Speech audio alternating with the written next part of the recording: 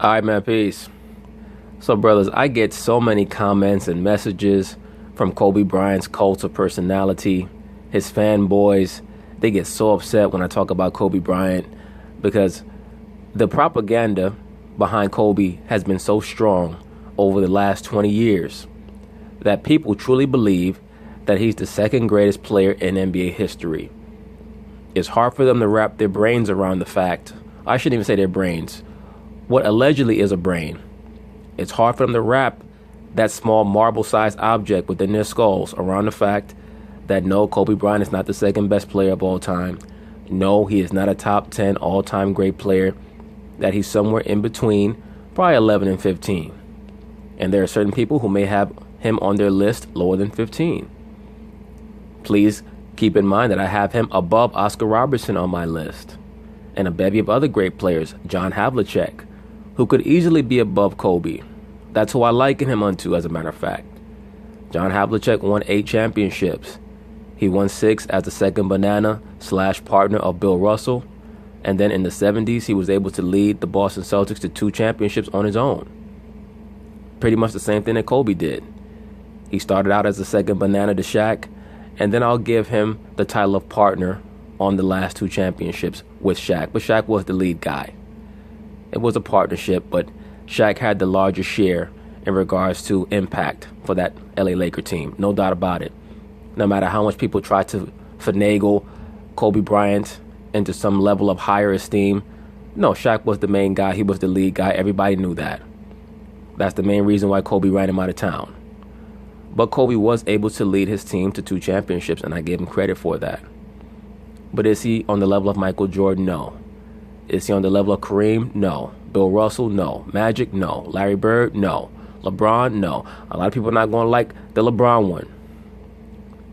There are 3 players in my top 10 that I know for a fact most Kobe Bryant fans are not going to like. They're not going to accept that those players are better than Kobe. That's LeBron, that's Shaq, and that's Tim Duncan. Yes, Tim Duncan was the best player of the 2000s. Yes, Shaquille O'Neal was more impactful than Kobe Bryant. And yes, LeBron James brings more to the table than Kobe. And that's why you'll notice whenever Kobe Bryant's fans start talking about him, it's always something emotional. He scored 81 points in a game. He had more killer instinct. They never deal with substance or facts. And what they try to do is marginalize Shaquille O'Neal. And when you do those things, all it does is take away from Kobe. Oh, well, LeBron is not a clutch performer. No, actually, LeBron is actually a better clutch player than Kobe Bryant is, believe it or not. He's actually better in the clutch than Kobe. Those are facts. Not propaganda, not sentiment, not emotions. Oh, well, LeBron gives up when the going gets tough. Kobe doesn't. When LeBron sees that he's going down, he's not going to take any shots. Kobe will take 40 shots. Well, actually, the Lakers were up 3-1 against the Phoenix Suns in 2006. The Phoenix Suns came back to win that series. Kobe gave up a 3-1 lead. And in Game 7, he decided he was not going to shoot at all. That's what your boy Kobe decided. In a series that he actually could have won. LeBron had no chance of beating Golden State. No chance. Kobe was up 3-1 to the Phoenix Suns, and in Game 7 said, I'm not going to shoot because people have been complaining that I shoot too much. That's what he decided. So before we start talking about quitters, when we talk about NBA quitters, Kobe Bryant is near the top. When we talk about some of the most infamous quit jobs in NBA history. And let's not forget his performance in 2004 against the Pistons when he was outplayed by Rip Hamilton and Tayshaun Prince locked his ass down. Kobe Bryant, you might as well change his name to Kobe Dufresne. That motherfucker looked like he was in Shawshank. But anyway, why do I bring all this up? Because ESPN recently compiled a list of the top 50 NBA playoff performances, starting all the way back from 1978. And I just want you to pay very close attention to who are their top 5 all-time NBA playoff performances. Which players comprise that top 5 list, and then we're going to go over the other 45 slots so that we can get a truer understanding of what Kobe Bryant's playoff impact was. So, of course, they're going to talk about it. I'm going to chime in. All right, this is interesting. ESPN.com's Kevin Pelton ranked the 50 greatest individual postseasons in modern NBA history, dating back to 1978, the first year that the NBA tracked a full box score. So this is cool because normally we're like, oh, who's the best? Who's the best? It's like who actually had the best playoffs. Now, did you hear what Rachel Nichols stated? She said that since everyone's always talking about who's the best, who is she referring to when she said that? She's talking about fanboys. Now they've actually comprised a list. And let's pay very close attention to who's on this list. So, coming in at number 5, Michael Jordan in 1993. This is when he won the title, won Finals MVP. He averaged 35 points per game that postseason. The man averaged 41 points a game in the finals. I truly think that this is a bit low for the 93 playoffs by Michael Jordan to be at number 5. But I'm going to take their word for it because supposedly they use a lot of high-level metrics and analytics. It is what it is. And there's a debate about him not being the GOAT. Well, it might have been that he was playing against Barkley and the Suns. He had a little extra motivation. Yeah. I don't think extra motivation had anything to do with it. I think that Michael Jordan was coming off of a very tough and hard-fought Eastern Conference Finals matchup against the New York Knicks. He got to the Phoenix Suns, and he was able to capitalize on their smaller guards or their slower guards. Dan Marley was slower of foot. KJ was shorter. When Dan Marley guarded him, he went right around him. When KJ guarded him, he shot right over him. That's what great players do. They capitalize on matchups. Plus, his wrist had healed up for the finals. Many people don't understand Michael Jordan sustained a series of very serious wrist injuries in the 92-93 season, which hampered him all throughout the playoffs. His shooting would come and go during the 93 playoffs. But just getting back to the point, please pay very close attention to this list. Hey, whatever works. Number 4, Shaq in 2000. All right, so Wait a minute.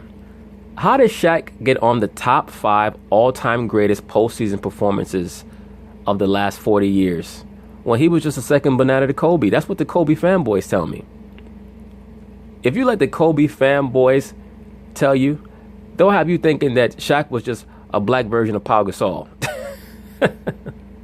You're wrong, because Kobe had 45, 15, and 10 against the Spurs in 2000. How come you don't talk about that? Hold up. Let me go put on my Kobe jersey and suck a lollipop. So he was dominant all the time, but especially this year. He won the title, won Finals MVP, 30 points a game, 15 rebounds a game, 3 assists per game, blocked 2 shots a game. Shaquille O'Neal was the most dominant force in the NBA, I would say, for about a 3 or 4 year stretch. And people always talk about how Kobe only won 1 MVP. Shaq only won 1 MVP. And the reason why he only won 1 MVP was because he oftentimes only played 55 to maybe 70 games in the regular season because of his lack of conditioning. But Shaq in 2000 was one of the great, most dominant performances in the history of the NBA, in the modern history of the NBA. Unbelievably dominant. And I have to add that he did average 38 and 17 in those finals against the Pacers. 38.17 rebounds against the Pacers in 2000. Go look up Kobe Bryant's numbers in the 2000 finals. He had a great game 4 when Shaq fouled out. Look at his numbers. And I know people are going to say, wait a minute, but Jalen Rose put his foot under Kobe when he came down. Bullshit. That's how dominant he was. Number 3, Tim Duncan. Which Tim Duncan? Tim Duncan in 2000. Wait a minute. Tim Duncan is number 3 of the top 50 individual postseasons in the last 40 years? You mean Tim Duncan, who wasn't as good as Kobe? Tim Duncan, who was the second best player of the 2000s to Kobe? Get out of here. No way. Tim Duncan averaged 25 and 15 in the 2003 playoffs, and that was the same playoffs where the Spurs ended the LA Lakers dynasty. It was that playoffs. 2003, filling up the stat sheet. Sorry, Vince. Dominating the Nets in the finals. Hey, I missed that one. I wasn't there. Points a game. 17 rebounds, 5 assists, 5 blocks on his way to winning his second championship. He was a cheat code that year. Right? Insane. Yes. Number 2. There goes Tim Duncan with his boo thing, David Robinson. Allegedly. 2. LeBron James, 2012. This was, look. There goes Bron, every Kobe Bryant fan's favorite player. The Kobe Bryant versus LeBron debate is far more realistic than Kobe versus Jordan or LeBron versus Jordan. Why is that? Because even though Kobe Bryant has 2 more championships overall, LeBron actually led his team to 3 while Kobe led his team to 2. But I'll give Kobe a partnership level of impact on that 3rd LA Lakers championship with Shaq. So let's say, hypothetically speaking, Kobe has 2.5 championships, LeBron has 3. Very, very close, at least when it comes to leading teams to championships. In regards to overall impact, I would take LeBron over Kobe. Look, he had to, right? This was the year he finally won the title, won Finals MVP, took down... And let me say this also very quickly.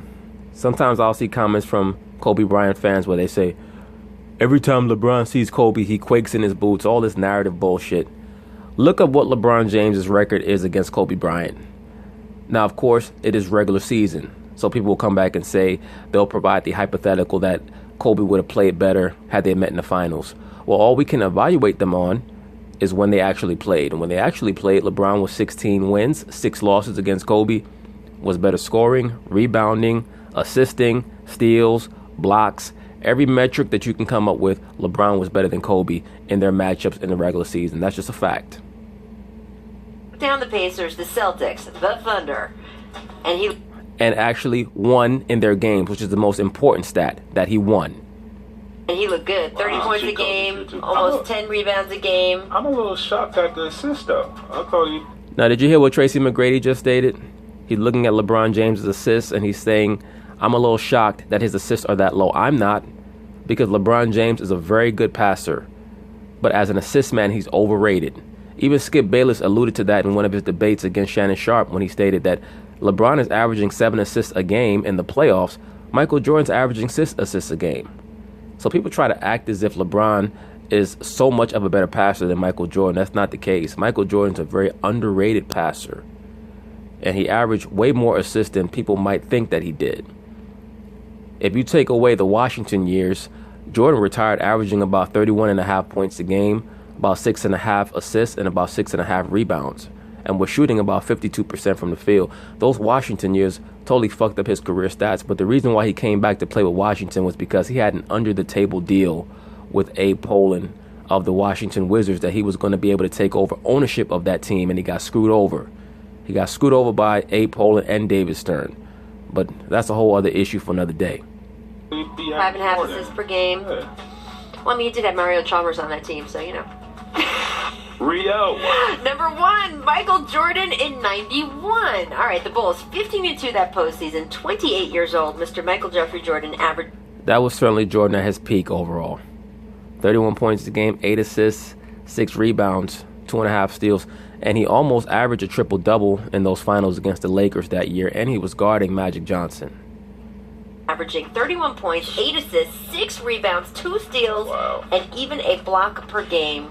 He did everything, and that's kind of how this is ranked, right? The sort of all...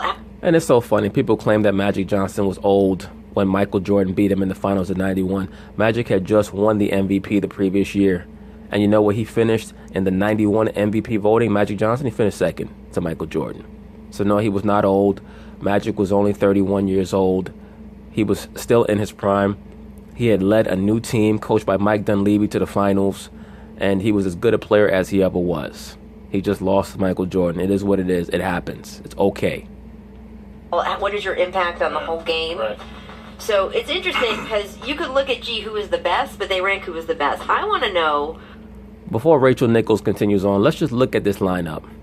It's basically bookended by Jordan, which you would expect because he is the greatest player, at least of modern basketball history. Some of these guys try to go back and forth with me for whatever reason. I have no idea why. People get upset whenever you have facts on your side, and they're fanboys.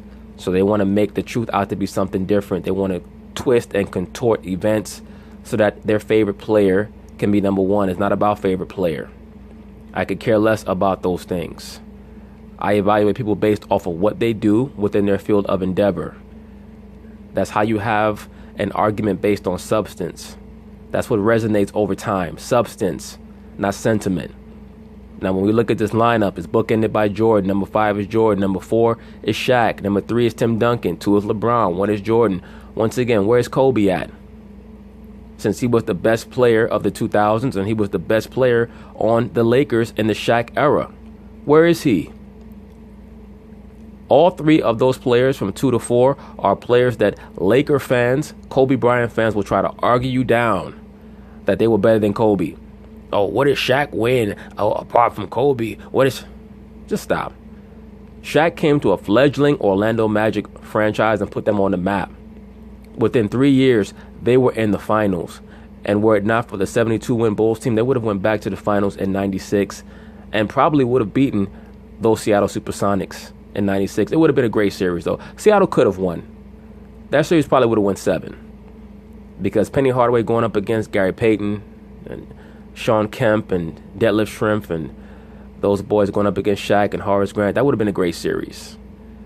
But when Michael Jordan and the Bulls in 96 swept the Orlando Magic, that ended Shaq's tenure there. He went to the Lakers, who at that time were struggling, but they had just rebounded the year before. I believe they won a little bit over 50 games the year before Shaq got there. He took them to another level, and eventually they were able to win a championship when Phil Jackson got there, and Shaq was supremely dominant in 2000. Tim Duncan at number 3 was the best player of the 2000s. He won 2 MVPs. In 2012, they have LeBron James when he broke through, and in that playoff run, Game 6 against the Celtics, still one of the top 5 pressure-packed performances that I've ever seen from any player. I give LeBron credit for that. What he was able to do in Game 6 in Boston, unbelievable. Unbelievable. And of course, number 1, Michael Jordan, 1991. That was him at his best. 91 or 92 Jordan was the most well-rounded Jordan. Still explosive, great jump shot, phenomenal on defense, blocking shots, stealing, passing, doing everything.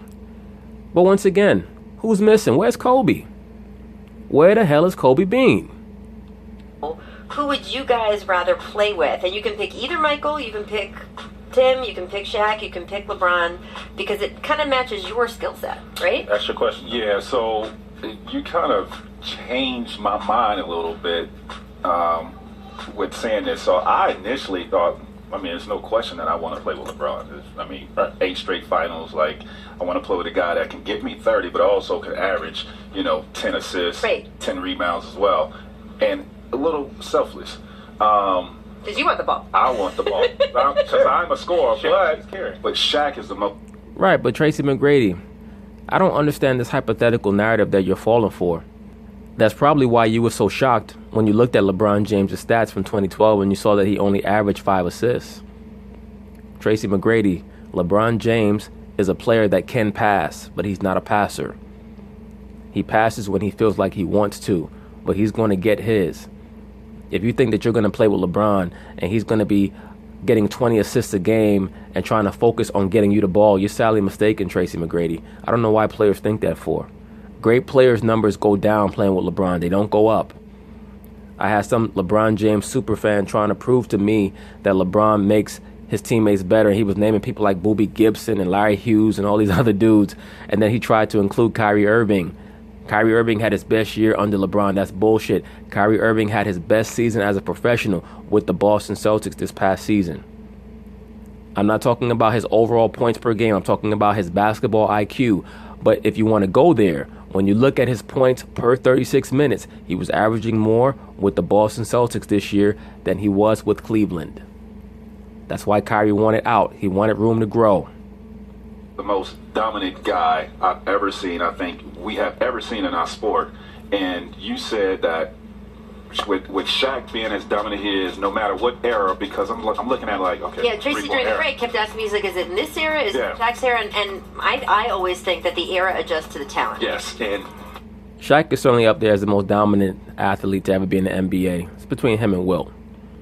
You would have to adjust. You'd have to adjust to Shaq. It'd be different than the big men he today. Right. Who's going to guard him? It's one of those, we're not going to double team tonight. We're not going to play him straight up and let him go. You can't do that. Yeah. So who you got? Who's your teammate that you'd want? I'm still going to play with MJ. 91. You're a smart man, Vince Carter. You're a very smart man, brother. You want 91 because he was passing in 95, 93. Did you hear what Vince Carter stated? He was passing. Look at Jordan's assist numbers compared to LeBron's. He was averaging 8 assists a game in the 91 playoffs. Passing. But no, and I say that, And please keep in mind, he was playing in an era where the pace was slower than it is today. there again, you knew you were going to the finals. Right. As well. You knew. And MJ is MJ, but it's just the opportunity. And he made guys better. He's going to make you better. You know, I like playing with guys that, you know, who can dominate the game, but they make their cast around them better. What do you guys think is a better? Not that the other guys didn't. No, of course. On those 5. Pretty elite company all the way around.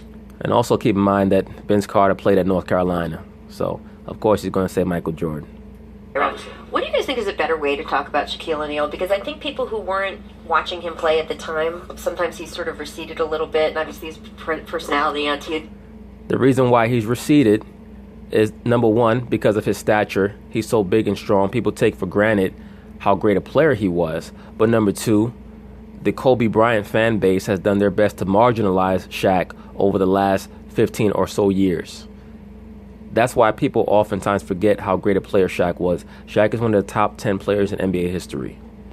And people forget when Shaq first came into the league in 1992, playing with the Orlando Magic, he was the second most popular player in the NBA behind Jordan.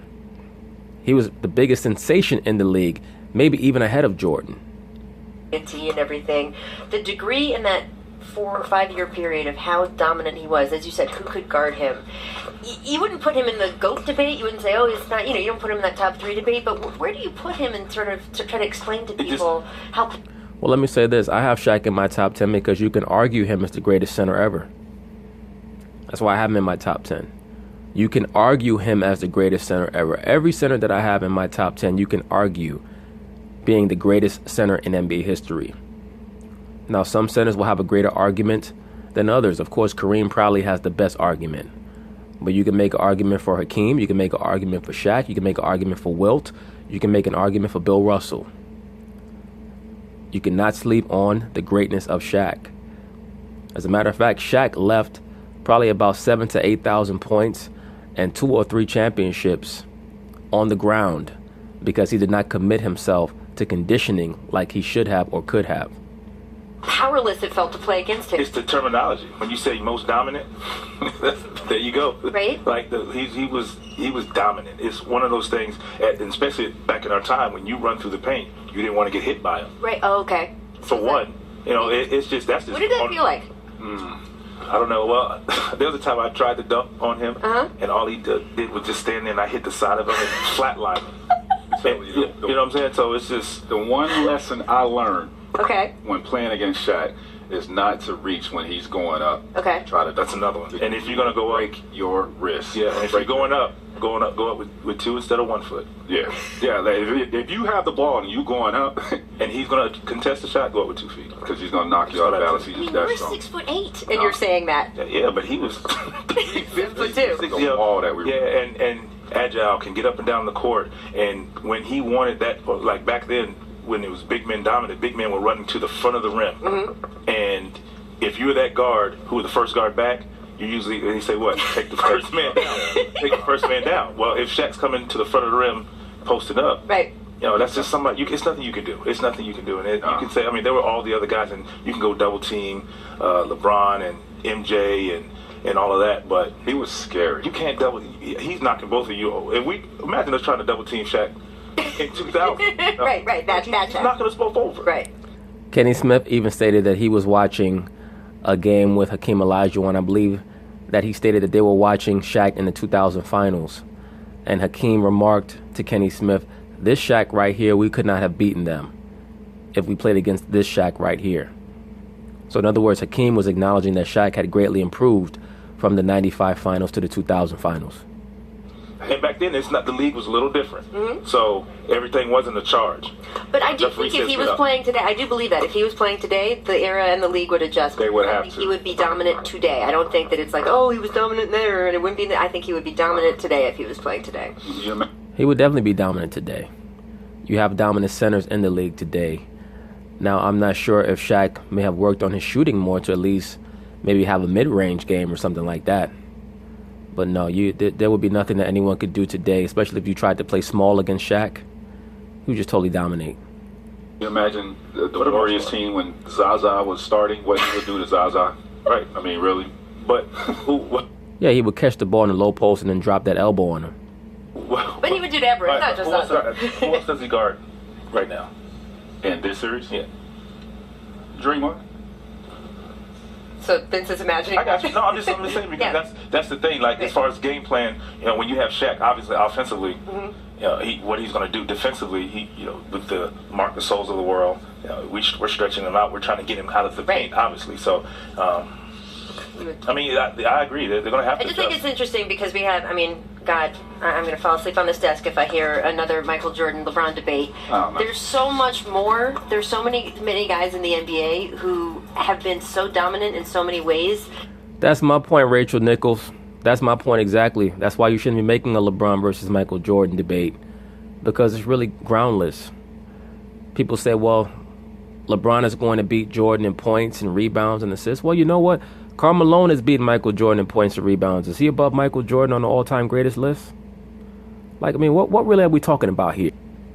And I feel like we focus so much on who is the best that you lose sometimes. I mean, he was crazy, and that's what I loved about this ESPN.com thing and sort of looking at the guys in particular seasons. Because, look, Shaq's career stretched over a long time, right? He went to a lot of different teams at the end, and, kind of maybe think of him that way or think of him in the way he's on TV now, which is so much fun, but you don't think of just how much of a force I just think he and Kobe, he and Penny, him and Kobe, because they won 3 championships, but I think they broke up too soon. Of course. Because this is a topic for another video, but this notion that Shaq and Kobe broke up too soon, I have no idea why people keep saying that for. Please understand that the Lakers dynasty ended in 2003. It didn't end in 2004. Tim Duncan and the Spurs beat them in 2003, and to be quite frank with you, Sacramento should have beaten them in 2002. They were lucky to win 3 straight. In 2003, their dynasty ended when Tim Duncan and the Spurs beat them. In 2004, they tried to re-up with an aging Karl Malone and an aging Gary Payton. They got to the finals. Karl Malone got hurt. They got smoked by the Detroit Pistons, and I think that even had Karl Malone played, they would have still gotten smoked. Kobe Bryant got outplayed by Tayshaun Prince and Rip Hamilton. Shaq was spectacular in that series, but he could not get the ball enough because Kobe Bryant was too busy trying to be a star. That dynasty was dead. It was done. They were not going to do anything in 2005. Shaq and his body was starting to break down by 2005. That's why it was good that he went to Miami. He got to play with some type of rejuvenated spirit and energy with Dwayne Wade, a new atmosphere, new spirits around him. They got to the conference finals in 05, and I believe that D-Wade got hurt. And then in 06, of course, they broke through. They beat the Dallas Mavericks, and that pretty much was that. This notion that Shaq and Kobe could have won 8-9 championships, they won 3 championships. You think Shaq was still going to be assisting the Lakers and getting to the finals in 2010? No, not at all.